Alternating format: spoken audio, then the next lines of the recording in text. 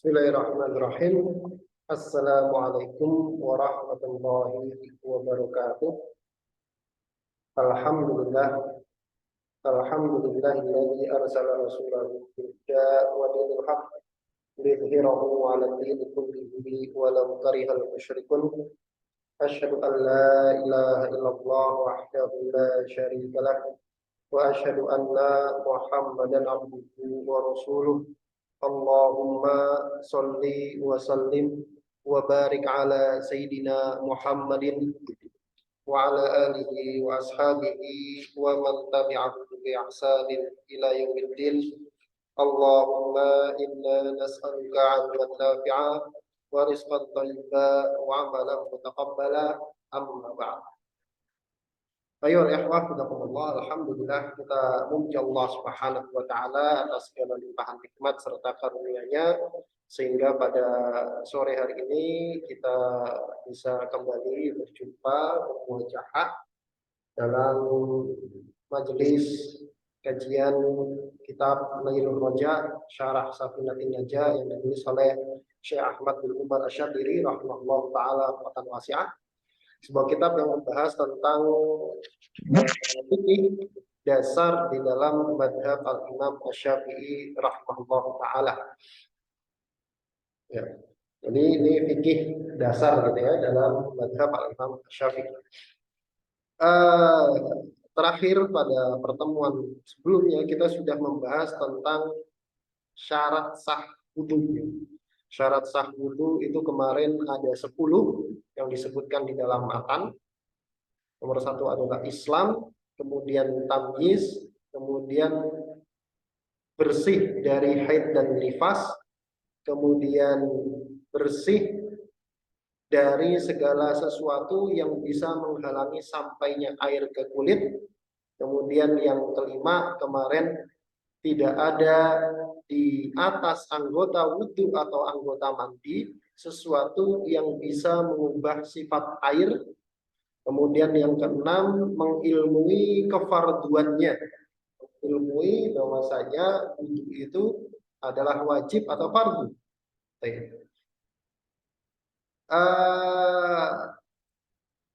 Kita akan masuk di pembahasan yang nomor 7. Jadi kalau misalkan wah apa sih kok nggak ngerti, ya silakan lihat di channelnya ya, sudah ada. Kita lihat yang nomor 7. Bismillahirrahmanirrahim. Qala al-musannif rahimahullah taala rahmatan wasi'ah wa nafa'ana bi ilmihi daral amin. Syarat wudu yang nomor 7 adalah wa alla ya'taqida fardhan min furudihi sunnatan. Orang yang wudu la ya'taqida tidak meyakini fardhan min furudihi, satu rukun atau satu fardu dari fardu-fardu wudu itu sebagai sunnah. Yang belum pernah ngaji fikih mungkin akan bingung. Maksudnya apa? Di dalam wudu itu ada rukun dan ada sunnah ya. Di dalam wudu, di dalam semua ibadah itu ada rukun dan ada sunnah. Rukun itu apa? Yang harus dikerjakan supaya ibadah itu sah. Sunnah itu apa? Yang kalau dikerjakan ibadahnya nggak ada masalah, tetap sah. Di dalam wudu apa saja rukunnya? Itu harus tahu. Ada berapa rukun wudu? Di dalam madhab Syafi'i rukun wudu ada 6. Yang pertama niat. Ketika membasuh muka, kemudian membasuh muka, kemudian membasuh tangan sampai siku, kemudian mengusap sebagian kepala, kemudian yang kelima membasuh kaki sampai mata kaki, yang terakhir yang keenam tartib. Dan itu rukun wudu. Artinya dari 6 rukun ini dia tidak boleh meyakini dari yang 6 rukun ini sebagai sunnah. Jadi pahami? Kita lihat al-makna, maknanya an-nasabiya, bahwasanya yang ketujuh minasyurutil lati tushtaratu li sihhatil wudu. Di antara syarat yang disyaratkan supaya sah wudunya, alla ya'taqidal mutawaddi, orang yang berwudu tidak meyakini sunnata fardin, sunniyata fardin min furudihi, bahwasanya di antara sunnah-sunnah kesunahan salah satu fardu di antara fardu-fardu tadi, yang 6 tadi nggak boleh. Misalkan ada orang begini, kayaknya gitu ya, ketika wudhu dia meyakini membasuh muka itu bukan rukun. Dia meyakini bahwa membasuh muka itu sunnah. Atau dia ketika mengusap kepala, dia meyakini ketika mengusap kepala itu sunnah, bukan wajib, bukan rukun. Maka wudhunya nggak sah. Kok begitu? Iya. Kenapa? Karena ini adalah syarat ilmu. Syarat ilmu. Kita tahu kan, yang sering ngaji mungkin akan tahu bahwasanya di antara syarat sah ibadah itu ilmu, mengetahui. Loh bagaimana mungkin seseorang ibadah tanpa tahu mana yang fardu, mana yang sunnah? Maka nggak sah wudhunya. Maka nggak sah wudhu. Maka kata beliau, fala budda min tamyizi furudihi min sunani. Wajib untuk tamyiz, membedakan antara fardu wudhu, antara mana yang rukun dari sunnah-sunnah. Berarti yang selain 6 itu sunnah. Selain 6 sunnah. Cuci tangan sampai sini pergelangan sunnah, kumur-kumur sunnah, memasukkan air ke hidung sunnah, mengusap telinga sunnah, sunnah. Yang fardu cuma 6 tadi. Yang fardu cuma 6 tadi. Atau i'tiqadin anna jami'a matlubatihi furudun. Jadi ini kemudian sama beliau diberikan apa namanya poin mana saja atau kondisi apa saja yang menyebabkan wudhu seseorang itu sah. Ada tiga kondisi, silakan dicatat. Ada 3 kondisi di mana kalau ada orang melakukan itu, maka wudhunya sah. Yang pertama, dia bisa membedakan secara spesifik tadi. Oh, yang rukun cuma 6, sisanya sunnah. Maka itu yang paling afdol, yang paling utama. Wudhunya sah. Yang 6 wajib dalam wudhu. 1, niat ketika membasuh muka. Niat ketika membasuh muka. Itu sudah lewat ya pembahasan tentang niat. Niat itu apa saja? Niat itu saya niat wudhu untuk mengangkat hadas dalam hati aja. Kemudian yang kedua membasuh muka. Yang kedua membasuh muka. Kemudian yang ketiga membasuh tangan sampai siku. Membasuh tangan sampai siku. Kemudian yang keempat mengusap sebagian kepala. Sebagian kepala. Jadi kalau dalam mazhab Syafi'i nggak harus sampai belakang. Nggak harus sampai belakang. Cukup sebagian saja. Cukup sebagian saja. Jadi kalau begini itu sudah sah. Sudah sah. Begini afdol. Kemudian yang kelima membasuh kaki sampai mata kaki. Membasuh kaki sampai mata kaki. Kemudian yang keenam yang terakhir tertib. Tertib itu nggak boleh dibalik. Misalkan kaki duluan kemudian baru muka, kemudian kepala, tangan. Nah itu nggak sah. Berurutan tadi, berurutan. Maka sisanya sunnah. Sisanya sunnah. Baik. Tadi kembali ke sini. Ada 3 keadaan. Ada 3 kondisi supaya wudhunya sah. Yang pertama tadi yaitu membedakan secara spesifik. Dia bisa membedakan secara spesifik antara yang rukun dengan yang sunnah. Tadi misal, yang rukun cuma 6, sisanya sunnah. Itu yang paling afdol. Itu yang paling afdol. Kemudian yang kedua, kondisi yang kedua, di sini disebutkan au i'tiqadin anna jami'a matlubati furudun. Yang kedua, dia meyakini semua yang ada di dalam wudhu itu wajib. Dia yakini semua yang ada di dalam wudhu itu wajib. Membasuh cuci tangan itu wajib, kumur-kumur wajib, memasukkan air ke hidung wajib, pokoknya semuanya wajib. Meskipun nggak seperti itu, meskipun yang wajib cuma 6, tapi dia meyakini seperti itu, maka itu juga sah. Itu boleh. Itu boleh. Kemudian yang ketiga, au ba'daha furudun wa ba'daha sunanun bi syartin alla yaksida bi fardi muayyanin as-sunnata. Yang ketiga, kondisi yang ketiga sah, yaitu dia meyakini sebagian yang ada di dalam wudhu itu ada yang fardu, ada yang wajib, ada yang rukun, wa ba'dhuha sunnatun. Ada atau yang sebagian itu ada yang sunnah. Bisyartin dengan syarat Allah yaksida bi fardin muayyanin as-sunnah. Dengan syarat dia tidak menspesifikkan satu fardu sebagai sunnah. Ya, maksudnya gini, dari semua yang dituntut dalam wudhu, misalkan mencuci tangan, kumur-kumur, kemudian memasukkan air ke hidung, kemudian membasuh muka sampai kaki, dia yakini ada yang fardu, ada yang sunnah. Dia yakini ada yang fardu, ada yang sunnah. Tapi kalau ditanya yang fardu yang mana, yang sunnah yang mana, dia nggak ngerti. Pokoknya ada yang fardu, ada yang sunnah. Dengan syarat dia tidak menspesifikkan satu fardu tertentu sebagai sunnah.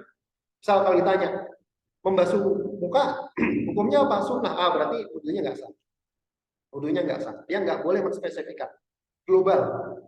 Pokoknya ada yang fardu, ada yang sunnah. Yang mana rinciannya saya nggak ngerti. Saya belum belajar. Itu juga sah. Itu juga sah. Kemudian kata beliau, la farqa fi jami'i suwari bainal alimi wal jahili indabni hajarin. Dari tiga keadaan tadi, membedakan secara spesifik, kemudian meyakini semua yang ada di dalam wudhu itu fardu, kemudian meyakini ada yang fardu, ada yang sunnah, tanpa menentukan salah satu mana yang sunnah, mana yang fardu. Maka menurut Imam Ibnu Hajar, tiga keadaan ini nggak ada beda antara orang jahil dan orang alim. Artinya orang alim, seandainya ada orang alim, kemudian dalam permasalahan wudhu begini dia nggak ngerti rukun wudhu apa, yang nggak ngerti, maka sah menurut Ibnu Hajar. Sah menurut Ibnu Hajar. Jadi nggak ada bedanya, nggak ada bedanya. Jadi tiga kondisi ini sah secara mutlak, baik orang alim maupun orang jahil, orang awam maupun orang alim. Wa khalafahu ar-Ramli fil akhirati. Tapi kata Imam Romli itu beda. Kata Imam Romli yang nomor 3 gak sah bagi orang alim. Yang nomor 3 itu apa? Meyakini tadi ya. Yang nomor 3 kan meyakini sebagian ada yang rukun, sebagian ada yang sunnah. Itu kan yang nomor 3. Menurut Imam Romli kalau orang jahil boleh kayak gitu. Tapi kalau orang alim gak boleh. Gak boleh. Gak boleh. Faqala kemudian kata Imam Romli, innaha la takfi illa minal jahil. Sesungguhnya yang kayak gitu enggak sah kecuali bagi orang jahil. Kalau nomor 1, nomor 2 orang jahil, orang alim sama. Nomor 3 kata Imam Ibnu Hajar sah juga baik orang alim maupun orang jahil. Kata Imam Romli yang nomor 3 itu cuma sah bagi orang jahil. Orang alim enggak boleh. Sekarang pertanyaannya, orang alim itu apa? Kan gitu. Apakah orang alim itu ustadz, orang alim itu ulama, kiai? Enggak. Orang alim itu disebutkan oleh para fuqaha, yang dimaksud dengan alim di sini adalah orang yang dia belajar ilmu agama. Belajar ilmu agama yang mana kalau seandainya dia serius ketika belajar ilmu agama selama itu, maka dianggap tahu. Jadi saya ulangi ya, yang dimaksud dengan orang alim di sini adalah orang yang belajar, dia udah ngaji. Kemudian yang mana kira-kira waktu yang dia pakai untuk ngaji selama itu, seandainya dia serius dan metodenya benar, maka dia harusnya tahu. Kalau nggak tahu berarti salah dia nggak serius dan salah dia nggak pakai metode yang benar. Begitu bisa dipahami. Jadi itu syarat wudhu yang nomor 7. Syarat wudhu yang nomor 7. Kemudian di antara, sebelum kita lanjut, kapan wudhu itu nggak sah? Kapan wudhu itu nggak sah? Ada 2 gambaran. Yang pertama, meyakini semua yang ada di dalam wudhu itu sunnah. Meyakini semua yang ada di dalam wudhu itu sunnah. Membasuh tangan sunnah, kumur-kumur sunnah, memasukkan air ke hidung sunnah, basuh muka sunnah, semua sunnah. Itu nggak sah. Yang kedua, yang nggak sah juga adalah meyakini secara spesifik rukun wudhu sebagai sunnah. Ya, meyakini secara spesifik ada satu rukun wudhu dia yakini sebagai sunnah. Ketika dia mengusap kepala, kemudian dia meyakini mengusap kepala itu bukan rukun wudhu, maka nggak sah wudhu, nggak sah wudhu. Begitu. Wallahu a'lam.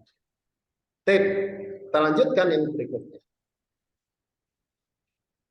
Syarat wudhu yang nomor 8 adalah wal ma'u at-tahuru.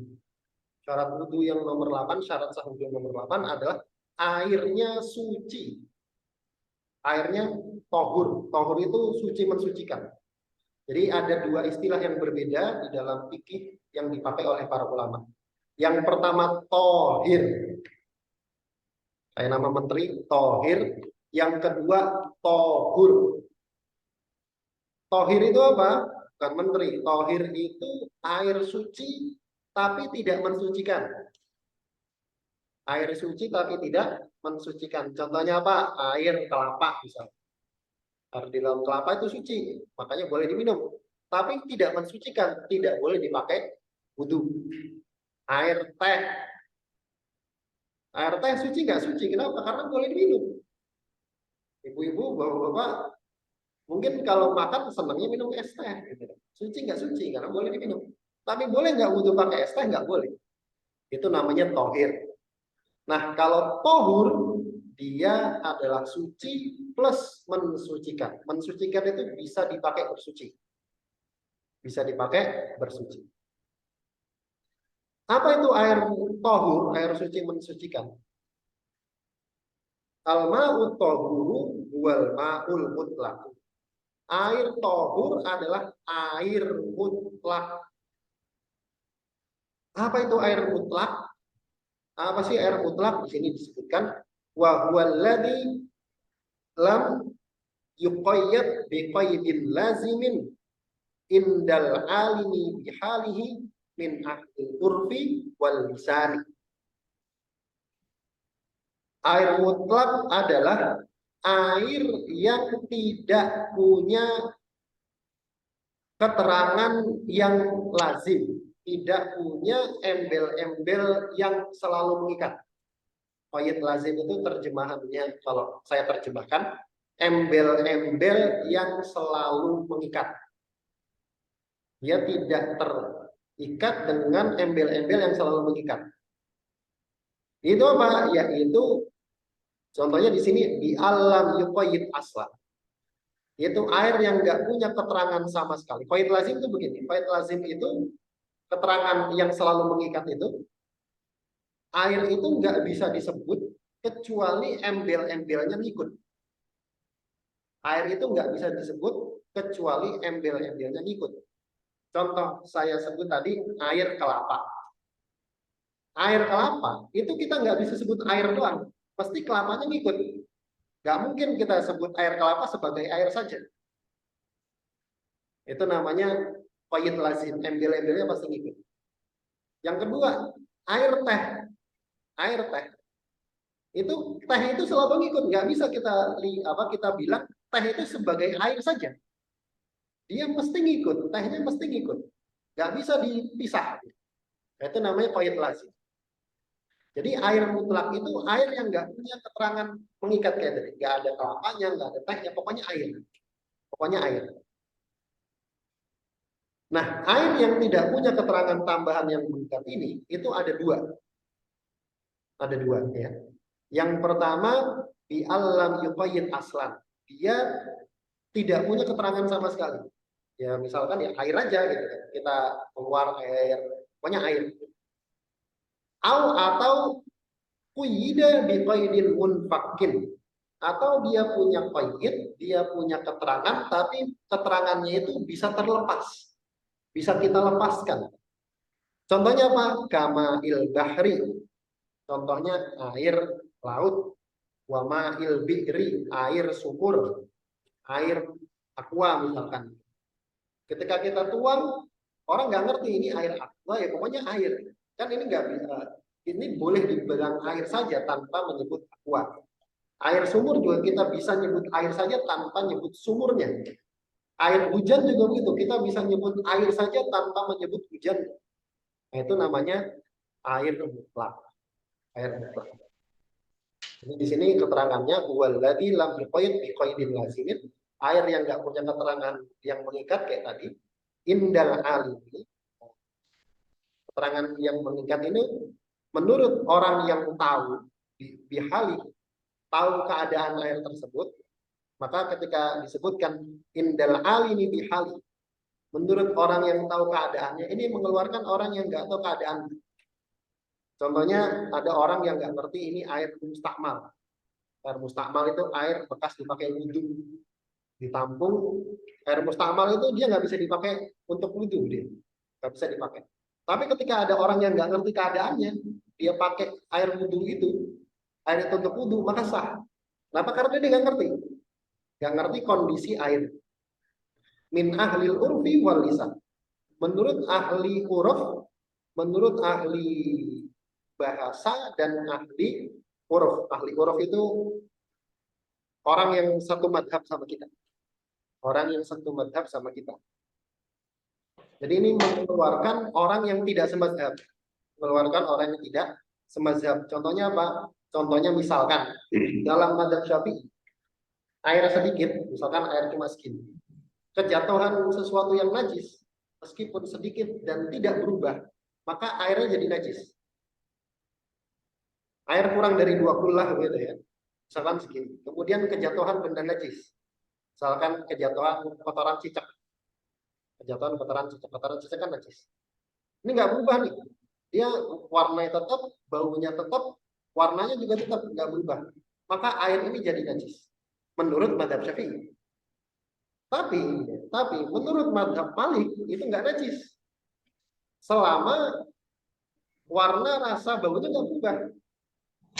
Jadi menurut madhab Maliki, air sedikit yang kejatuhan najis itu boleh dipakai. Menurut madhab Syafi'i nggak boleh dipakai. Nah,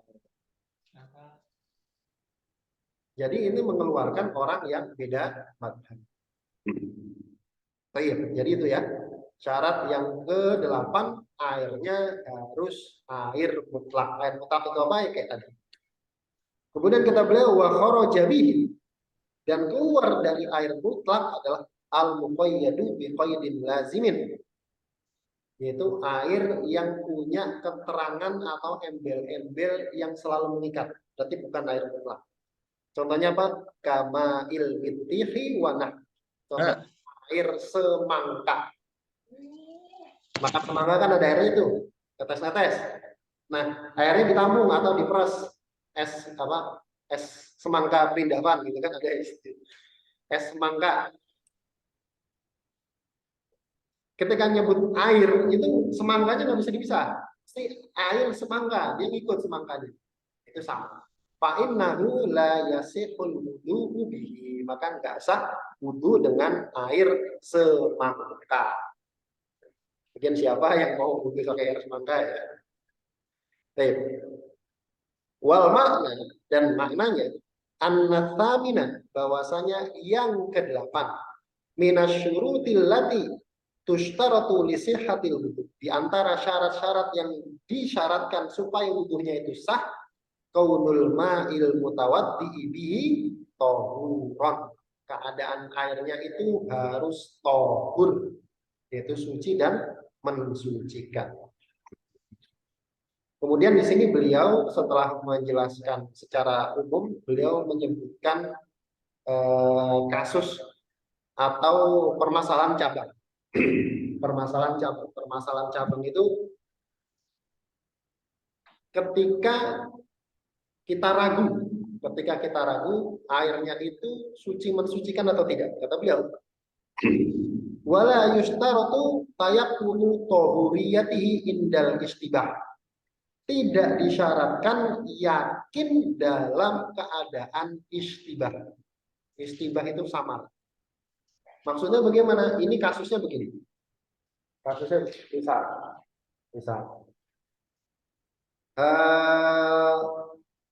ada orang dalam keadaan kekeringan, dalam keadaan kekeringan. Kemudian dia menyiapkan dua bejana atau dua tempayan gitu, tempat air. Yang satu khusus untuk bersuci, yang satu untuk kebutuhan yang lain. Pokoknya yang satu khusus untuk bersuci, wudu, mandi, janabah dan seterusnya. Yang satu buat yang lain. Wadah airnya sama, misalkan begini. Ini ibaratkan tempayan gitu ya. Wadah airnya sama. Kemudian suatu ketika salah satu dari dua tempat air ini kejatuhan najis. Salah satu dari tempat airnya kejatuhan najis. Kemudian najisnya dikeluarkan kan. Maka kan yang satu ini jadi najis nih, yang satu ini jadi najis. Kemudian setelah itu dia lupa tempayan yang mana nih? Yang apa namanya? Yang kejatuhan najis. Jadi bang, kenapa? Karena bentuknya sama, warnanya sama, isinya juga sama. Nah, ketika begitu, ketika keadaan istibah sama, ini mana ya yang tadi kena najis ya? Lihat warnanya kok nggak berubah, baunya juga nggak berubah, rasanya juga sama, dua-duanya. Maka tidak disyaratkan harus yakin ketika istibah. Cukup dengan dugaan kuat saja. Kayaknya sih tadi yang kanan. Bal yakfi dhonnuha. Tapi cukup dengan prasangka kuat saja, dengan istihad, dengan apa namanya, dengan kira-kira. Tadi kayaknya bangkainya itu jatuh ke yang kanan. Oh, berarti yang suci yang kiri, dipakai yang kiri. Maka sah. Begitu. Itu gambaran istibah ya. Itu gambaran istibah. Kama la yadullu dhonnun najasati inda adami istibah. Juga tidak disyaratkan atau tidak berpengaruh, tidak memberikan efek dugaan najis ketika tidak adanya istibah, ketika tidak adanya kesamaran. Contoh misalkan begini, kadang-kadang kita numpang buang air di toilet umum misalkan, di pom bensin atau di mana, itu kan biasanya cuma pakai ember kecil, kemudian apa namanya, ada gayungnya. Itu kan mesti ada kemungkinan ada najis yang nempel di situ, ada najis yang nyiprat di situ, entah air pipis, entah kotoran dan seterusnya kan, ada kemungkinan, tapi tidak jelas. Artinya kita nggak yakin, kita nggak melihat sendiri, cuma don saja, cuma dugaan saja, kayaknya, cuma kayaknya. Maka ketika seperti itu kita nggak melihat langsung, kita nggak yakin, kita nggak bisa tahu orang, maka tidak berpengaruh don apa menduga adanya najis jatuh ke situ ketika tidak adanya istibah, ketika tidak adanya kesamaran kayak maka boleh-boleh saja air satu ember kecil di mana, di toilet umum, di pom bensin atau yang misalnya, itu kita pakai untuk istinja atau bersuci, itu boleh, meskipun kayaknya mungkin ada yang masuk, tapi itu kan cuma kayaknya, maka itu tidak dianggap. Kayaknya itu nggak dianggap. Oke. Itu syarat yang nomor 8. Kemudian syarat yang nomor 9 dan nomor 10 itu dijadikan satu ya. 9 dan 10 dijadikan satu. Nomor 9 dan nomor 10 ini syarat khusus. Kalau yang tadi nomor 1 sampai nomor 8 itu syarat umum, berlaku untuk orang yang sehat dan orang yang daimul hadas. Daimul hadas itu apa nanti? Karena orang syarat yang nomor 9 dan nomor 10 ini khusus bagi orang yang daimul hadas. Apa itu syaratnya? Yang nomor 9, wadukhulul waqti wal muwalatu. Yaitu sudah masuk waktu dan mualah dan berkesinambungan, artinya nggak dipisah. Wudu itu di dalam mazhab Syafi'i itu nggak harus berkesinambungan. Maksudnya boleh dicicil. Misalkan begini, lagi wudu, begitu basuh muka, baru basuh tangan kanan, kemudian air mati, ya kan? Kemudian nunggu dulu setengah jam misal, dan dia belum batal wudunya, itu nggak harus ngulang dari awal, boleh langsung tangan kiri, selama belum batal wudunya, Itu namanya mualah. Mualah itu anggota tubuh sebelumnya itu belum kering, kemudian lanjut. Kalau dalam mazhab Syafi'i nggak harus mualah. Artinya boleh dicicil. Basuh muka dulu, kemudian dibeli bakso misalkan, kemudian habis makan bakso apa namanya basuh tangan sampai siku, kemudian habis itu dia scroll Instagram dulu, kemudian baru itu boleh bagi orang yang sehat. Tapi bagi orang yang daimul hadas harus mualah, nggak boleh begitu. Di orang yang daimul hadas itu disyaratkan harus sudah masuk waktu sholat dan harus mualah. Apa itu daimul hadas? Daimul hadas adalah orang yang berhadas terus-menerus. Kena penyakit beser. Penyakitnya macam-macam. Daimul hadas. Ada yang beser. Beser itu dia biasanya penyakit diabetes ya. Kemudian nggak bisa menahan kencingnya. Kencing terus. Atau yang kedua, misalkan istihadah. Istihadah itu keluar darah terus dari farjinya. Ini saya dapati itu orang yang kena kanker rahim. Biasanya orang yang kena kanker rahim itu kemudian dari farjinya, dari kemaluannya, itu keluar darah terus, meskipun nggak haid. Meskipun nggak haid. Orang yang seperti ini namanya daimul hadas, berhadas terus. Dan itu di luar kendali dia. Itu di luar kendali dia. Nah, dua orang yang ini, orang yang daimul hadas ini, dia ditambah dua syarat. Itu sudah masuk waktu dan harus mualah. Sudah masuk waktu bagaimana? Kalau orang sehat, ya alhamdulillah kita sehat dan jangan sampai kita kena daimul hadas begitu. Kalau orang yang sehat misalkan sekarang kan masih waktu asar ya, masih waktu asar, belum masuk waktu maghrib. Kemudian saya mau wudhu untuk sholat maghrib, maka boleh. Maka boleh. Kemudian misalkan di waktu maghrib, orangnya sehat, belum masuk waktu isya. Kemudian dia wudhu dulu, nunggu masuk waktu isya, baru kemudian dia sholat isya. Itu boleh. Tapi bagi orang yang daimul hadas nggak boleh. Harus masuk waktu dulu. Dia mau sholat zuhur nih, dia harus wudhu setelah waktu zuhur masuk. Baru boleh wudhu. Kalau wudhunya sebelum masuk waktu zuhur, maka nggak sah. Khusus bagi orang yang daimul hadas. Jadi pahami? Khusus bagi orang yang daimul hadas. Kalau orang yang sehat enggak. Kemudian yang kedua juga sama, mualah. Orang yang daimul hadas harus terus. Dia nggak boleh nyicil kayak tadi. Dia nggak boleh nyicil. Kalau orang yang sehat boleh. Orang yang daimul hadas tidak boleh. Kita lihat maknanya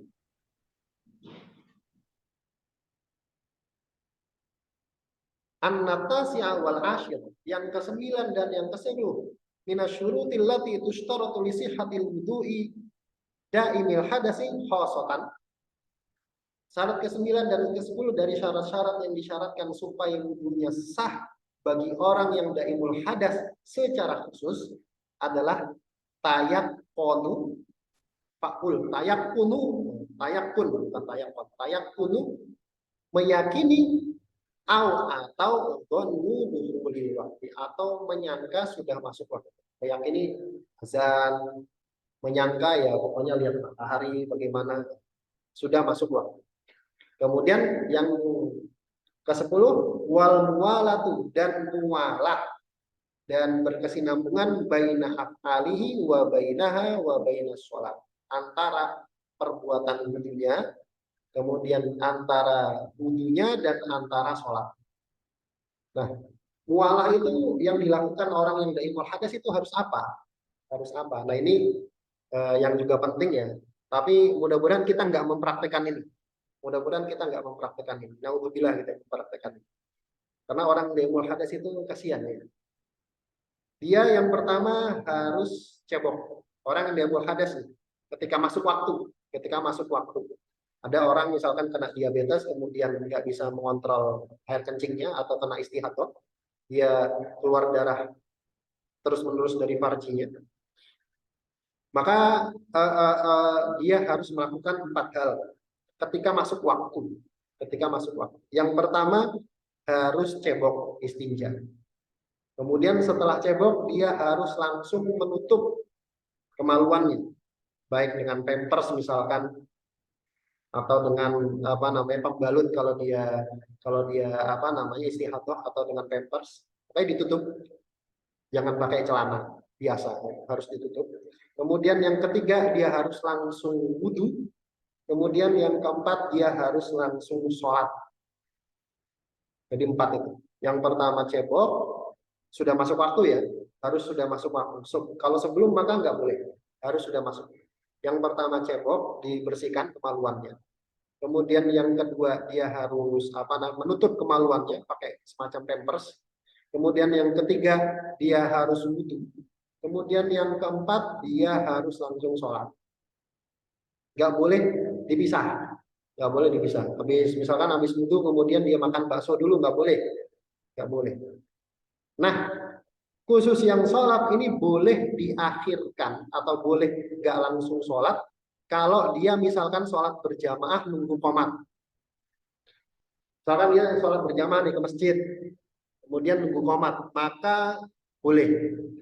Dan seandainya di antara 4 hal ini kemudian dia keluar hadasnya, misalkan habis cebok gitu kan, kemudian pakai pampers, kemudian keluar, maka lanjutin, nggak perlu diulang, nggak perlu diulang. Misalkan lagi lagi nunggu sholat, kemudian keluar pipisnya, misalkan, maka nggak perlu ulang, langsung dipakai sholat, boleh.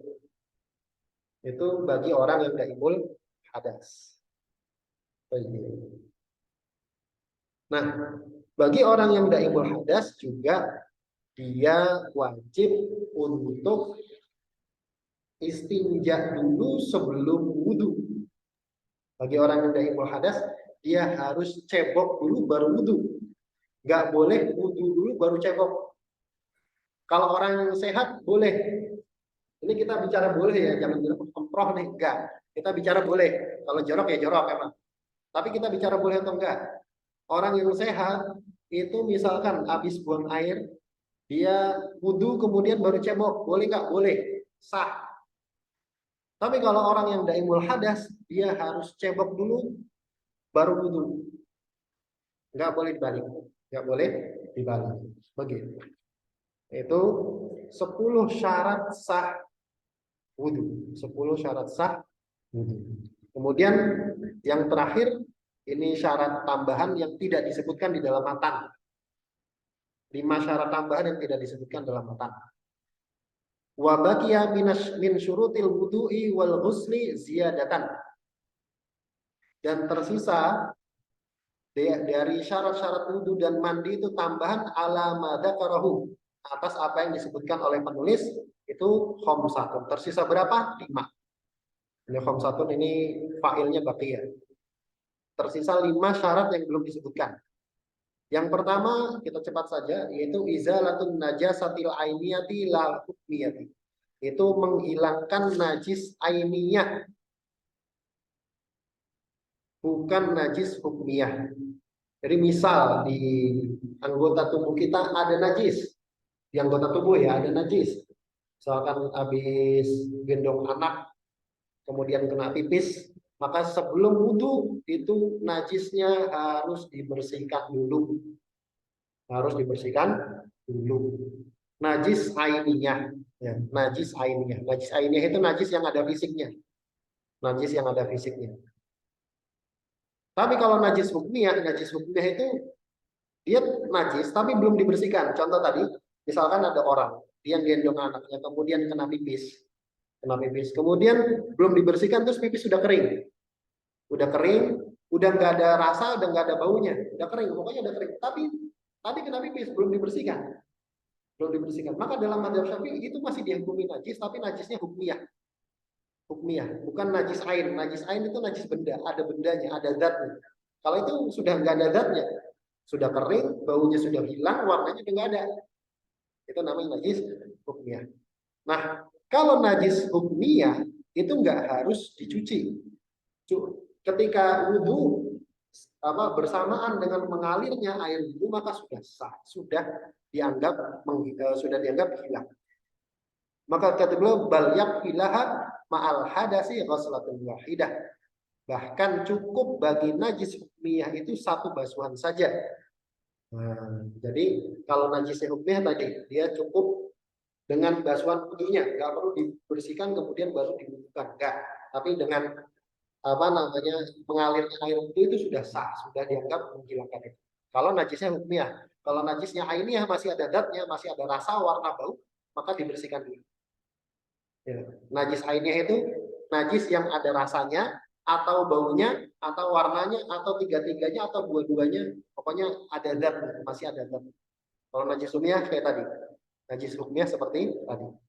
Itu tambahan syarat yang pertama. Kemudian tambahan syarat yang kedua, wajar yulma'i ala jami'il wudwi apa? Wajar yulma'i ala jami'il wudwi, yaitu mengalirnya air di seluruh anggota tubuh. Artinya airnya benar-benar mengalir, nggak cuma dibasah aja, tapi airnya mengalir. Kemudian yang ketiga, watahak pukul muktadi. Muktadinya tuntutan untuk wudhunya itu tahakuk, benar-benar terwujud atau ada. Orang wudhu itu kenapa sih? Karena dia berhadas kan gitu kan? Kenapa orang itu harus wudhu sebelum sholat? Karena dia punya hadas. Hadas itu apa? Pembatal wudhu. Karena wudhunya batal. Nah, sebab batal wudhunya itu harus tahakuk, harus beneran ada, bukan cuma dugaan. Ya, harus beneran ada, bukan cuma dugaan. Maka kata beliau, ai al-muqtadi lil wudu, yaitu tuntutan wajib wudu, wa huwal hadas, itu hadas. Itu hadas membatal wudu. Falau syakka hal ahdatha. Kemudian beliau ngasih contoh. Seandainya ada orang ragu nih, apakah dia sudah hadas atau belum?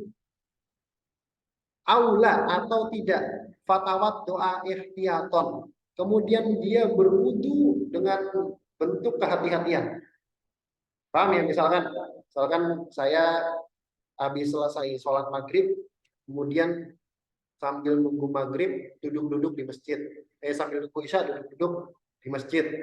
Kemudian masuk waktu isya, kemudian saya ragu, tadi saya itu batal atau enggak ya? Batal atau enggak ya? Kemudian saya wudhu. Saya wudhu karena saya menyangka atau saya ragu, kayaknya sudah batal. Itu namanya ikhtiyatan, dalam bentuk kehati-hatian. Maka soha wuduhu idza lam yabinil halu. Maka wudunya sah kalau tidak jelas atau tidak terbukti keadaan. Artinya dianggap sah wudu. Sawaun akana muhditsan fi haqiqatil amri halatal wudu'i am mutatahhiran.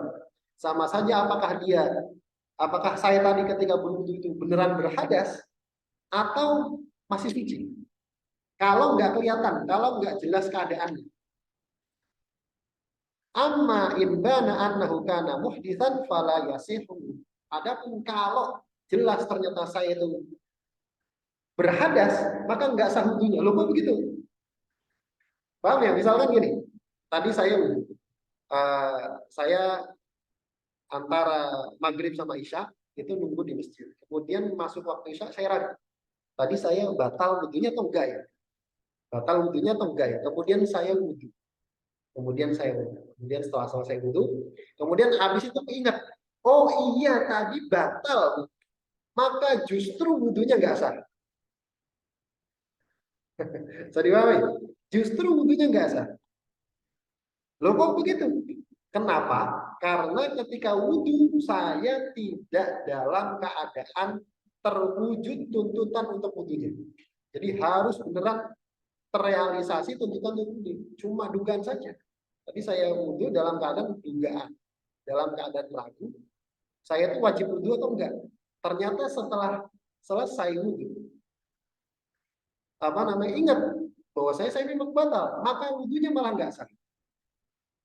Nah, bagaimana supaya gampang? Supaya gampang itu diantara para ulama ada yang mengatakan kalau gitu mending dibatalin aja sekalian. Dibatalin aja sekalian. Contohnya misalkan ya udah pegang kemaluan gitu kan, atau misalkan pipis biar batal beneran. Nah, itu juga nggak ada masalah gitu ya. Cuma itu tadi kasusnya begitu. Jadi tahap pukul muk tadi. Tuntutan untuk melakukan wudhunya harus benar-benar kejadian, bukan cuma dugaan saja. Kemudian yang keempat, wadawamun niyati hukman, yaitu niatnya itu terus ada secara hukum. Maksudnya itu apa? Bi an la yusrifa. Bi an la yasrifaha ila ghairil manwi, dengan dia tidak memalingkannya kepada selain yang diniatkan. Misalkan dia putus niat di tengah-tengah di tengah-tengah wudhu, kemudian dia putus wudhunya atau putus niatnya. Lagi wudhu, kemudian baru sampai buka, kemudian ada orang misalkan, ada tamu datang, kemudian dia putus wudhunya, terima tamu dulu, kemudian dia lanjut. Maka bagaimana supaya sah dia niat lagi, dia niat lagi, nggak harus ngulang wudhu dari awal, tapi begitu lanjut basuh tangan sampai siku, dia ulang niat. Kenapa? Karena niatnya sudah putus. Jadi harus niatnya terus ada sampai akhir wudhu. Kemudian yang terakhir, wa adamun ta'liqiha, tidak ditaklik, niatnya nggak digantungkan maksudnya pakai insya Allah. Kalau qala seandainya dia mengatakan nawaitul wudhu insya Allah, saya niat wudhu insya Allah, maka nggak sah, maka nggak sah. Walam yaksid at-tabarruka lam yakfi. Kemudian dia tidak meniatkan untuk tabarruk dengan nama Allah, maka tidak sah wudhunya. Jadi nggak perlu pakai insya Allah. Namanya niat nggak ada insya Allah ya. Niat itu harus jazim, harus tegas, harus pasti. Saya niat wudhu, saya niat sholat, harus tegas. Nggak boleh saya niat sholat insya Allah, nggak pakai insya Allah. Kecuali kalau insya Allahnya itu untuk nyari berkah pakai nama Allah, nah itu boleh. Tapi kalau nggak pakai nyari berkah pakai nama Allah, ya beneran kalau Allah menghendaki gitu, maka nggak sah justru itunya. Begitu. Wallahu taala alam bisawab. Cukupkan sampai sini tentang syarat sah wudhu. Ada pertanyaan? Insya Allah pada pertemuan selanjutnya kita akan masuk ke pembahasan seputar pembatal wudhu. Pembatal wudhu. Jadi kan pembatal wudhu itu apa? Insya Allah akan kita bahas di pertemuan selanjutnya. Begitu? Wallahu a'lam bishawab. Ada pertanyaan ya?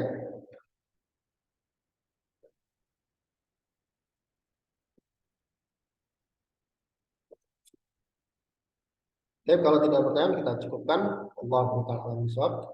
Kemudian yang sedikit manfaatnya, yang benar dari Allah Subhanahu wa taala dan Rasulnya, dan yang salah dari saya pribadi dan dari syaitan, dan saya mohon ampun atasnya. Kita tutup dengan membaca doa kafaratul majelis. Bismillahirrahmanirrahim. Subhanakallahumma wa bihamdika asyhadu an la ilaha illa anta astaghfiruka wa atubu ilaik. Assalamualaikum warahmatullahi wabarakatuh.